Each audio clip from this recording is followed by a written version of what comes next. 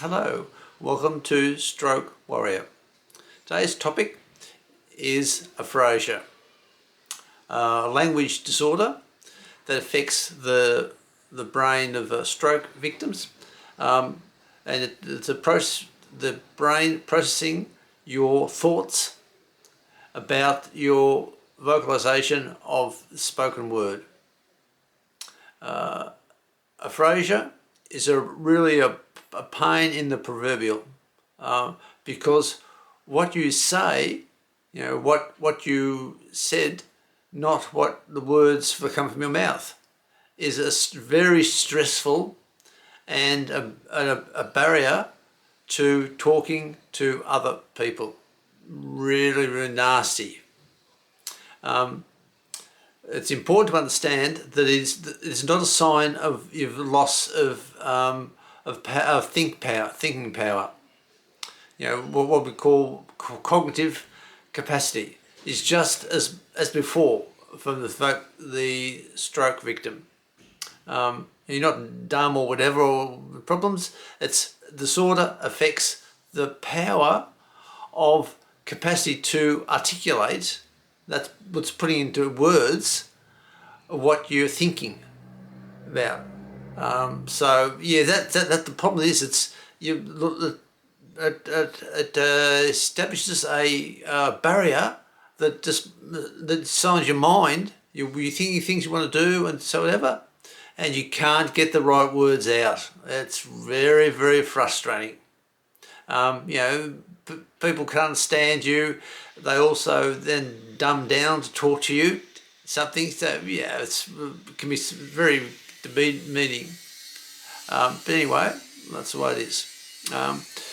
What you find is that you give up very easily. You don't worry about talking to someone about things. You're doing a job or to do, and communication is isolated. Isolation becomes a lonely sort of life. Your speech pathologist can help you, and they can work through some strategies to improve things happening.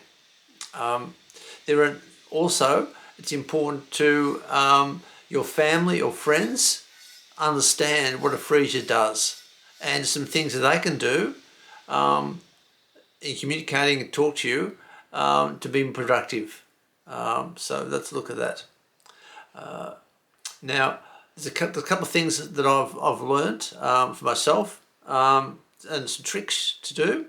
The first thing is you can use the MSS or voicemail to the information of what you want to, what was confirming of a telephone, so forth. It makes it easy, organised. The other thing is the use of phonetic alphabet to talk to someone on a telephone. You'll see in the notes on the video on this video, you'll see the printing of the phonetical alphabet. That's the Alpha, Bravo, Charlie, Delta, whatever, rather A, B and C, spell things out. It's designed for radar, for messages and so forth, in bad conditions, in transmission, communication. So it's, I had a terrible time with people talking on the phone. Very miserable, and that was for a few years. I was avoiding the use of the telephone because I would get very, very stressed, because you would say the word and the operator can't explain it. So many times you really, really you get upset very, very easily. But when I learned about the use of phonetic or alphabet, it was fantastic. Obviously I've improved, and so I don't use it as much, But for some times when I'm doing things, I still use it, and it's very good. I used to be just email as a go-to tool for talking things, and that's okay. But sometimes you can't always use it. You've got to go to the telephone.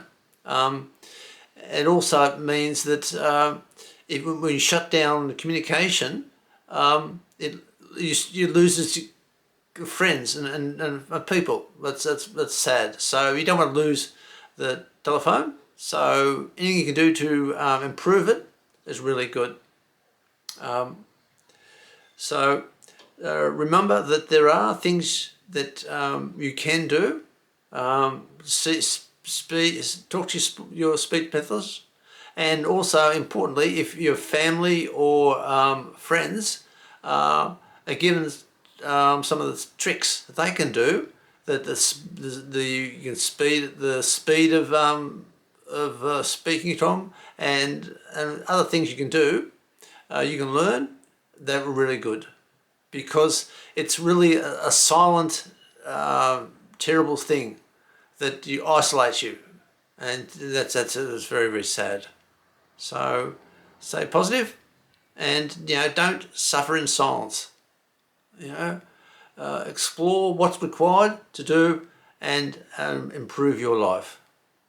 All the best. Goodbye.